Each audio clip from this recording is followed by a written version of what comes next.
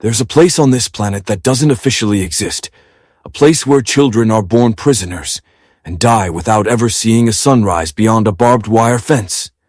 They call it Camp 14, a name so ordinary it hides something monstrous. For most of us, prison is a punishment for what we've done. But in North Korea, it can be a punishment for who you are, your bloodline, your parents' words. Even a whispered doubt about the supreme leader can condemn generations. And somewhere deep in the mountains of North Korea, hidden behind layers of fences and silence, lies this camp, a world where the law of survival replaces the law of humanity. Shin Hyuk was born there. He didn't know what freedom meant. He didn't even know there was a world beyond the electric fences. His first memory was hunger, his second, fear. As a child, he was taught that betrayal was a virtue, and love was a weakness. When Shin was 14, he did something unforgivable. He watched his mother and brother executed for trying to escape. He didn't cry, because inside Camp 14, crying could be seen as guilt. Instead, he stared, numb, as the only family he'd ever known was erased in front of him. That day, something inside him broke, but something else was born, a quiet decision to get out or die trying. Years later, when he was 23, an older prisoner whispered a forbidden word, freedom. They planned an escape.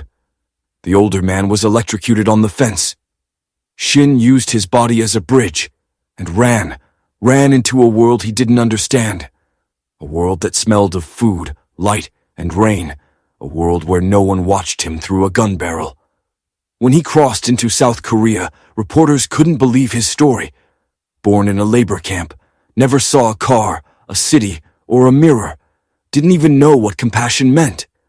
How could such a life be real in the 21st century? And yet, it was. Human rights investigators later confirmed the existence of dozens of these camps, hidden cities of suffering, where entire families vanish, torture, starvation, forced labor, the system of guilt by association. One man's thought crime becomes his child's life sentence. For years, Shin's story traveled across the world, through books, documentaries, speeches at the United Nations. He became a symbol of survival. But then, something unexpected happened. He changed parts of his story, said some events didn't happen exactly as he'd described, said he'd been held in different camps, not just Camp 14. Critics called him a liar. Supporters called him human.